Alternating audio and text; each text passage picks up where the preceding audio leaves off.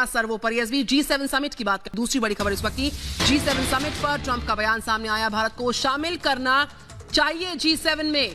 Australia रूस भी शामिल हो जाए, दक्षिण कोरिया को भी शामिल किया जाए G7 में।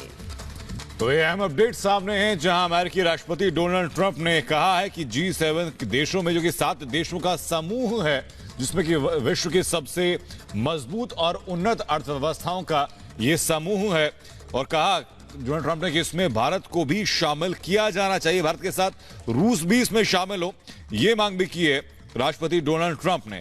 तो हालांकि इसमें भारत के लिए एक पॉजिटिव संकेत भी है, क्योंकि इसमें हर वो देश शामिल है जिसकी इकोनॉमी मजबूत है, और अब डोनाल्ड ट्रंप ने ये मांग की, ये कहा कि भारत भी इसमें शामिल हो। हमारे एग्जीक्यूटिव एडिटर अभिषेक कपूर हमारे साथ जुड़ चुके हैं। अभिषेक, डोनाल्ड ट्रंप की तरफ से बयान सामने आ रहा है कि G7 देशों में भारत भी शामिल हो, क्या मायने रखता है?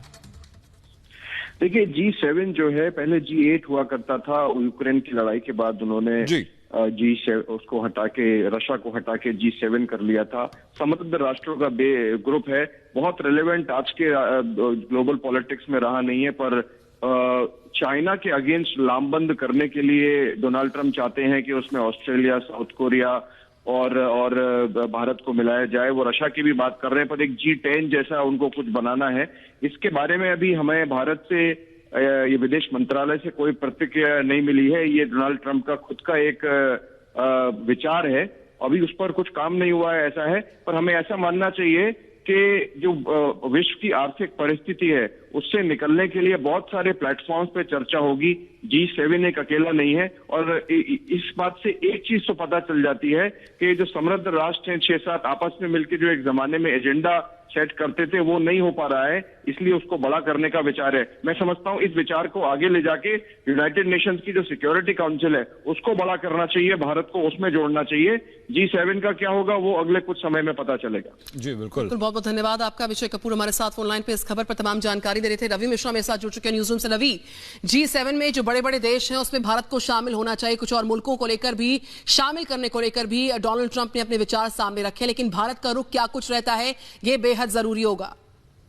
निश्चित तौर पर देखिए, जो स्थितियां हैं इस वक्त, ये G7 जो समूह है, ये दुनिया के सबसे मजबूत आर्थिक देशों का समूह है, जिसमें अमेरिका के साथ साथ इंग्लैंड और जर्मनी और फ्रांस भी हैं, इटली, जापान, कनाडा, ये देश शामिल हैं इसमें।